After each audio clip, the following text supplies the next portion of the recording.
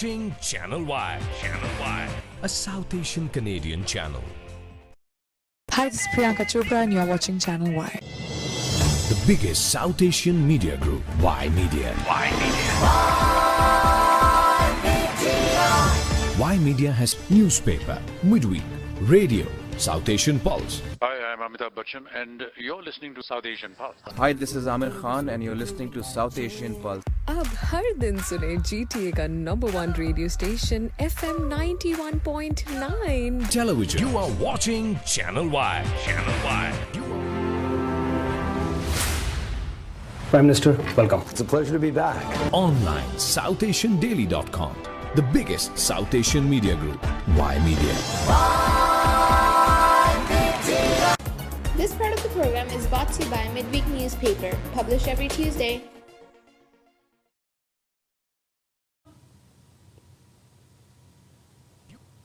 Hello everyone, my name is Yudhvir Jaswal. I'm the group editor at Y Media. There has been a lot of discussion regarding education during this election campaign.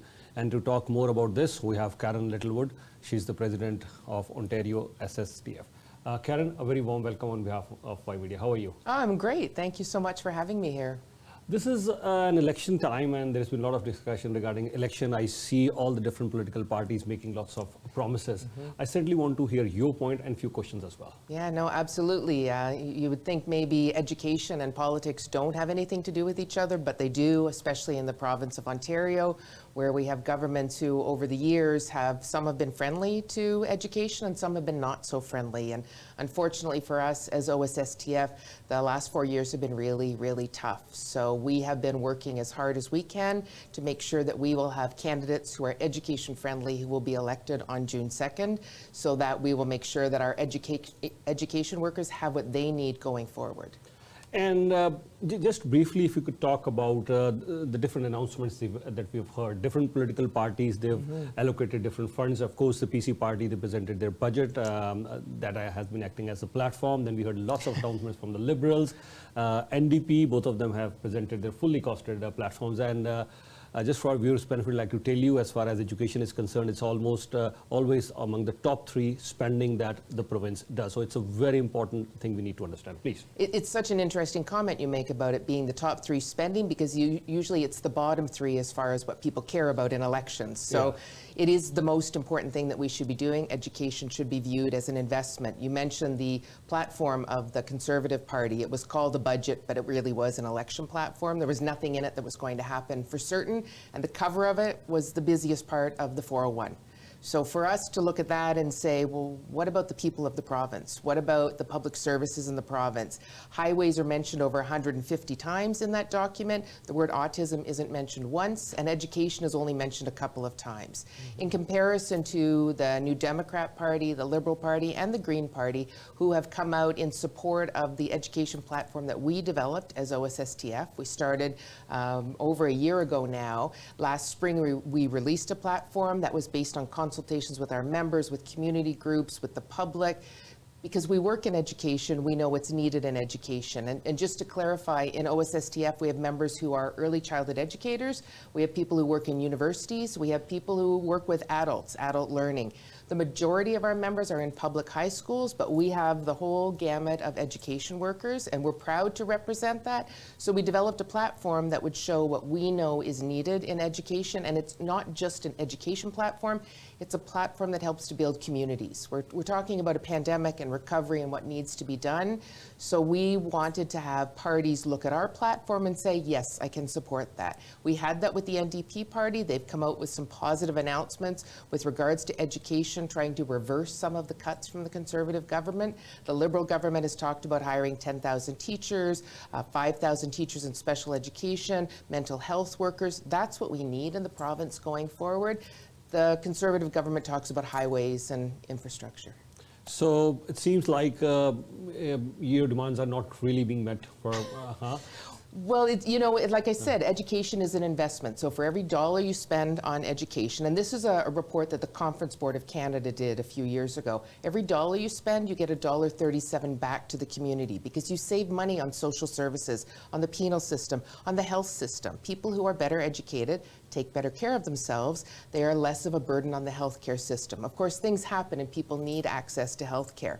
What we're seeing is a move towards privatization in healthcare, and there's also a move towards privatization in education. So we're very concerned about that going forward. Education is the great equalizer, and it should be equitable access for everyone, and that's not necessarily the case if we're talking about putting dollars in parents' pockets to choose how they want to spend it. I really like that word, equitable access, whether it's education, healthcare, transit, so many other things. I think that's the very hallmark of our Western societies. When I was in India, it was very different, whether it was education or healthcare, we didn't have really equitable access, and we certainly had two-tier systems there. But this is precisely one of the best things that we see here in Western societies. I'll talk a little bit more about that as well. But before we go on to that, I want to ask you if you were, you had the years of the education minister or any leaders of the political body, which you already obviously have. What would be your top 3 or 4 requirements that you want to highlight today?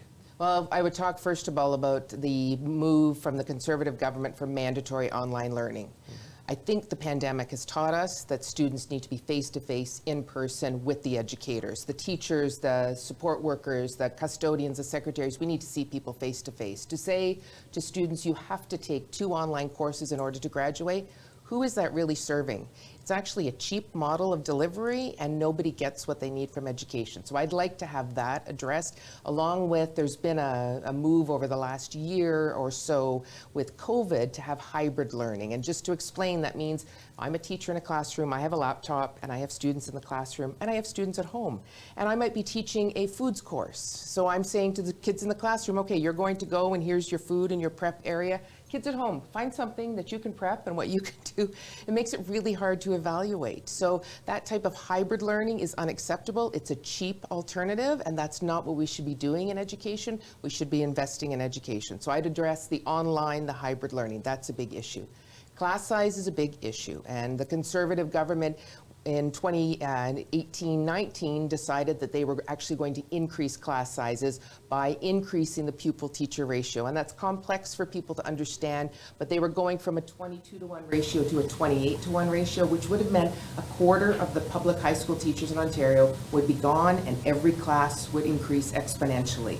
More students in a class, less time, less direction from a teacher. So that's really challenging. Class size is really challenging. But the third thing I would do is I'd make sure we have the adequate number of caring adults in the building. A secretary is the heart of the school. A custodian, students respect a custodian. We need to be viewing the whole education team, the mental health workers, the psychologists. We have people who are working in 6 universities in Ontario in support staff areas. They're working in housing areas or finance. We need to have the people who are able to serve the needs of the students. To just say to students, well, you figure it out. This is 2022. Just go online and get the answer. That's insufficient, and it shows no regard at all for respect for the students or respect for the community. This spills over into the community, and these investments really are tangible. Okay. Karen, pardon my ignorance on the next question. Being in media, I've seen many times many major newspapers, they endorse different parties during federal elections, provincial elections, and also during municipal elections as well. But at Y Media, from the last 22 years, we certainly do not endorse anyone. Right. We do not want to blur the lines. But in your case, we've seen even this time. Before I get into that, can you address the question, why would you even endorse anyone? That's the key question. That's right. And we've been really bold in this election. And we've come out and we have done public endorsements. And I have been doing press releases, media press conferences with candidates saying, we interviewed you, you reflect what we need in education. We are proud to say that we support you. We get pushback from our members saying you should be apolitical, you shouldn't be involved in this. Politics and education are intertwined. We have to understand that, and we have to recognize that as we head into our collective agreements expiring, that it's going to be affected by whichever party is elected. We have to use our voice. Everyone in Ontario, 18 and over, has a voice. You have a vote. You need to exercise that right to vote. We're knocking on doors. We're working with people who've never canvassed before, but they're saying, you know what, I'm 70 years old, but I need to do something. I need to make a difference. So we're asking our members to do that. And where they need a little bit more guidance, our local leaders have interviewed. They have found candidates that are exemplary, that are going to support public education going forward. When they are elected, we are going to hold them accountable. But we're going to be able to do that to say, this is what we need in education in Ontario. People who work in education will often say, I'm not political, I don't want anything to do with it. But what we found is over the very exhausting period of COVID and the strikes that we had before that and the threats of massive cuts is people are activated and they want to do something, and I encourage everybody to use your voice. I'm not saying you must vote this way. What I'm saying is, from our research, these are the candidates that would best support public education and communities by default. If you do your research and you decide you want to vote for another candidate, that's fine. Use your vote. You vote now, then you can help on a campaign, which is also great, but you know, we really want people to have an impact. What we don't want is June 2nd to have regrets. So don't want to be sitting on my couch saying, oh, wow, 40 votes difference. I could have made a difference. No regrets, please. No regrets is what we want. Talking about regrets, I think most of the candidates that you endorsed, correct me if I'm wrong on this one, are from NDP. And NDP, the numbers clearly show they may not form the government. As of now, things could change at a very rapid pace. We're talking about politics here. That's right. But what do you have to say on this? Well, yeah, this is last minute. There's a reason why Conservative candidates aren't saying very much right now. You don't want to have that misstep that totally turns things around. When you're in the lead, you want to sit back, wait, coast, wait and see what happens. There's still time, though. You know, we're approaching that date, but we need to be able to have a say. We need to have people say, I'm going to look at what I can do to make a difference in the province going forward. This time around, we've endorsed 2 Green Party candidates, and that was new for us. Mike Schreiner and Matt Richter really exemplify what we know is needed in education, and we don't usually come out and say we're going to support one party or the other. Those are 2 candidates who really support what we'd like to see in education. We've endorsed some Liberal candidates as well because we know that what they're looking for and their platform will be supportive. We haven't said to any party, we're fully supporting your platform. I want to be clear about that. We haven't supported anybody's platform. We're supporting the people who are going to be able to support education. And yes, the majority of the candidates we're supporting are NDP. Anything could happen. You never know. You know, Jack Layton and the Orange Wave, and you rush through. And you know, I started teaching in 1991, and soon after Bob Rae was elected as the leader of the NDP, and nobody thought the NDP were going to form government either, right? I think it was a lot of people saying, well, I don't like the Liberals and I don't like the Conservatives, so I'll vote NDP. Anything can happen. It really is up in the air right now, despite the polling numbers saying Conservatives have it wrapped up. Please don't be complacent. Make sure you use your vote and get out there.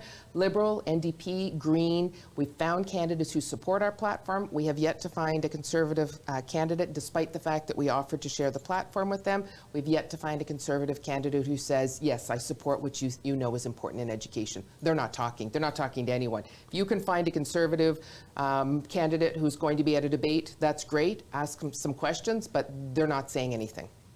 Yeah, another thing that has been a lot of point of discussion is highways, as you just mentioned earlier as well. Highway 413. Yeah. There has been a lot of discussion on that one. And NDP, they're promising free 407 movement, but that's just for the commercial truckers. What's your take on this one? So I'm from Barrie, but I did live in Bradford for a while. I know the citizens of Bradford are not very happy about Highway 413. It's going through the Greenbelt. If you'll remember at the beginning when Mr. Ford was elected, he said, oh no, we won't do anything to the Greenbelt.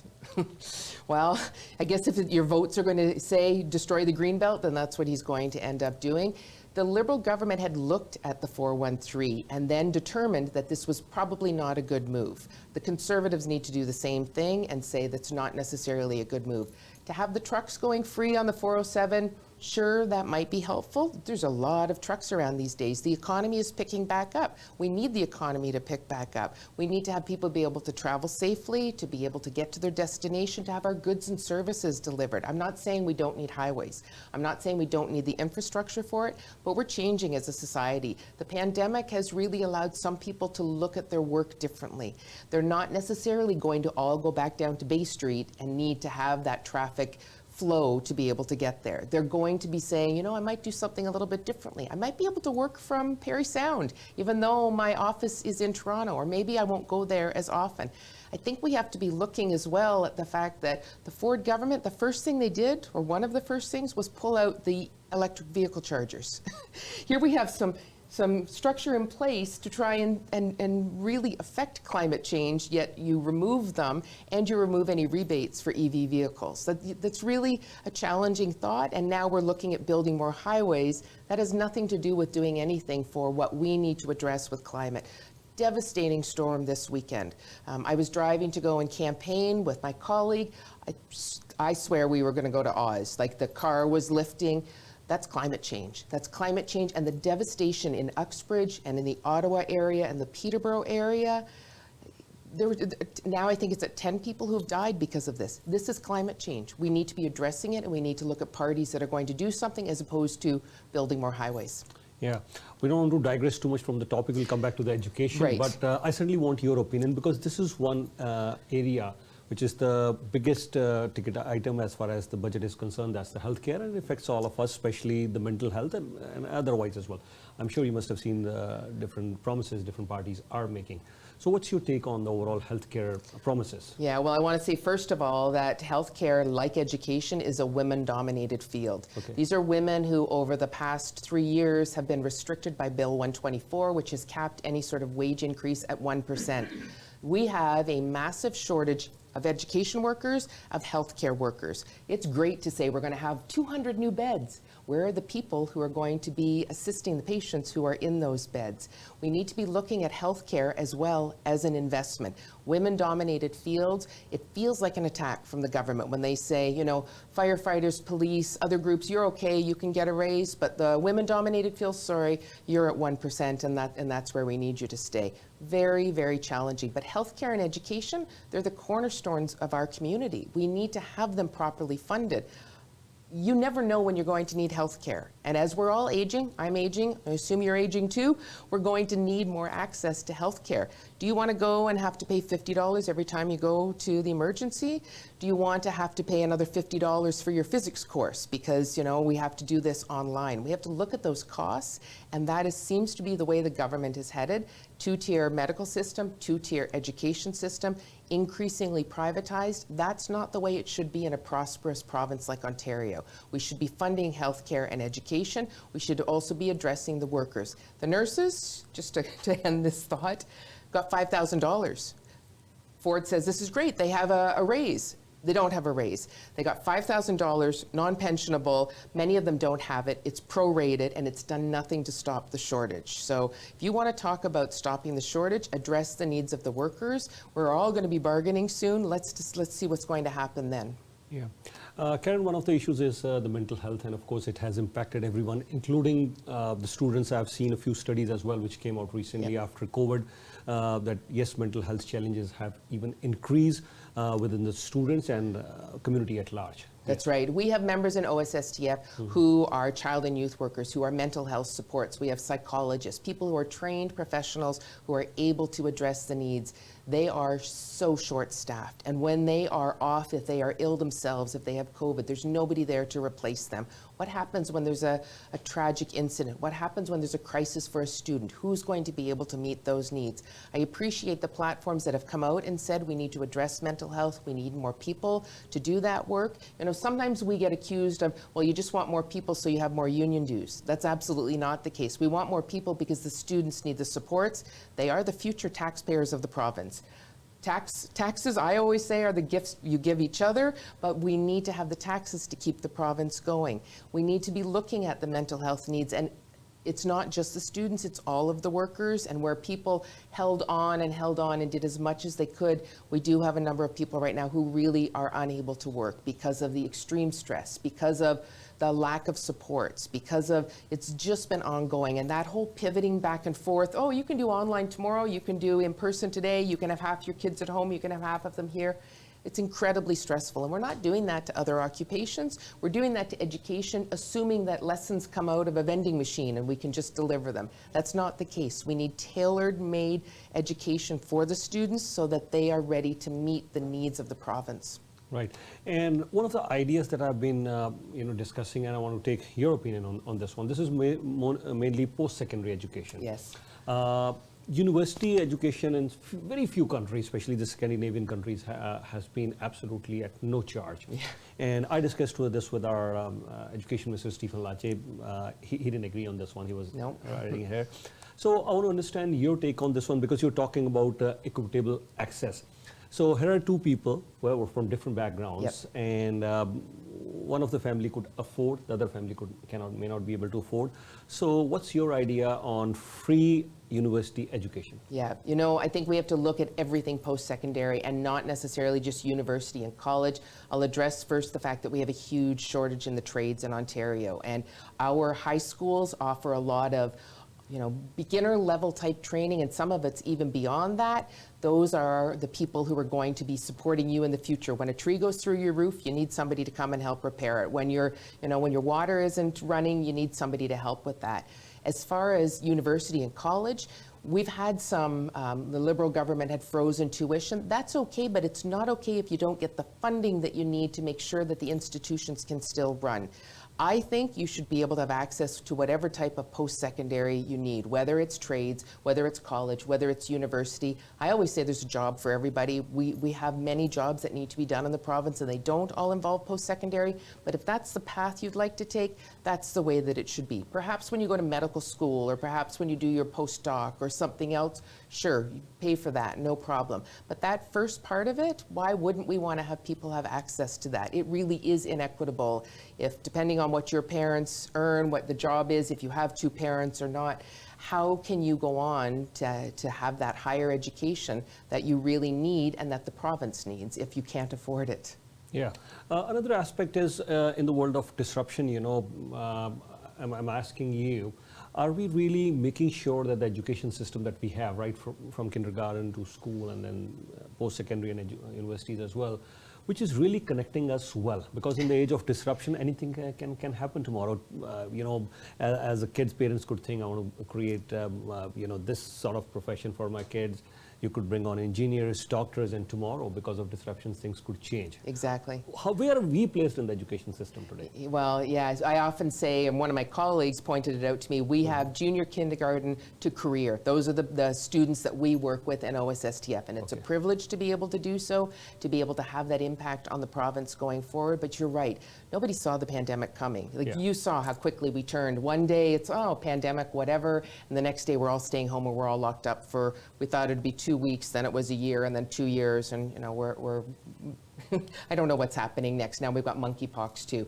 Anything can happen at any point in time. We have to expect that society will change. We have to expect that jobs will change, but there will be other jobs. And what we need to be doing for those of us working in education is getting the skills, having the skills, the social emotional training that's needed. You're not necessarily going to graduate from high school or from university with all the facts in the head that you're going to need going forward. You have to be able to deal with challenges. You have to be able to adapt. You have to be able to see how to get more information. You have to be able to work with others, which has been sorely lacking over the last couple of years. People have been isolated. They've been working on their own. It's been really tragic throughout the province. We're going to have to teach everyone how to work together again. And we can play a role with that in OSSTF, whether it's in junior kindergarten, whether it's in university, whether it's teaching adult learners or the high school students. We have to get them to be able to socialize together again and to be able to work together, because none of us live in isolation, and I think it would be pretty boring if we did. We're communities. We need to help each other. We need to be supporting each other. We have to be looking at what others need, and those aren't things that you learn in a book. Those are things that you learn through being in a nurturing environment, in a classroom, with teachers and educational assistants and other supports who are there, who are going to be able to support you going forward so that you become a productive citizen. In the interest of time, I'm just trying to bundle up, a few questions in the next one. It could be a loaded one as well.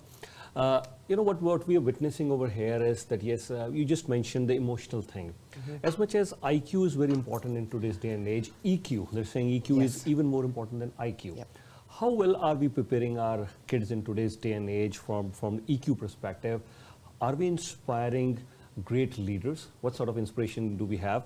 When I was a kid, our parents, the only complaint was they play a lot. come Right. back. It's time to come back from the Right. park. Now it's time to study. Here I am. I'll talk to many kids. They say no, we're not interested in sports, the phone, and IT, and YouTubes and TikToks. Yep. All this has taken over. So, do you think we are reforming the education system to really deal with all these challenges, inspiring the kids to really become great leaders? Are we connecting them with innovation? If we're going to force online learning and make it mandatory, if we're going to continue to allow hybrid learning to happen where the kids are at home, we're not going to take them out of that bubble. We've put a lot of kids in a bubble, and parents have done that. They're protected, and we have to make sure they're safe, and there's no barriers, and there's no obstacles. You have to look at an obstacle as a learning opportunity. And if parents keep their kids in a bubble and keep them isolated, there is no learning opportunity. So we have to take challenges. We have to build risk takers. We have to have people who are going to be willing, like I said, to work with each other. We have many different personalities in the world. I don't always get to work with the people that I like. I work with all sorts of people, and that's a challenge, but I deal with that and I address it and I try and learn something from everyone. But that's something that happens over time. Those are those side lessons that happen in a classroom where you break down a situation and say, okay, what did you learn from this? What could you do differently? Let's try it again. But then you also need someone who's going to be a nurturing adult there who's going to say, look at that, you did a great job this time. If we're building our students up, we're building up the province. If we're putting them in isolation and in a little black box on Zoom, we're creating a society where we do everything on our own, and that's really not possible. And I don't want to live in a society like that. I want to live in a collaborative society where we work together, where we have differences of opinion. I don't mind talking to someone who has different political beliefs than me. I want to know why they think that. I don't want to change their mind. I want to know why they believe that, because we're all humans. We all have different opinions. I don't have to believe the same thing as everybody else, but I need to understand other people, and that's part of being human. Got to get people out of the bubble. We've got to have them interacting with each other. Last 2 points before I let you go, and quickly leaning on to your point that you just mentioned, difference of opinion. Yeah. I think I've said this many times on our radio shows, on our TV shows, we're failing. I doubt we are trying to integrate the society because we're people from different ethnicities, different backgrounds, people from both sides of the fences, whether from Sri Lanka, India, Pakistan, Middle East, and across Europe as well. So are we doing well enough as far as the education system is concerned, integrating people and trying to tell them how to respect others' viewpoints? Yeah, I'm not sure when this will air, but today was the date that we heard about the tragic shooting in Texas. And, you look at that and you think, what could have been done differently? What should we be doing?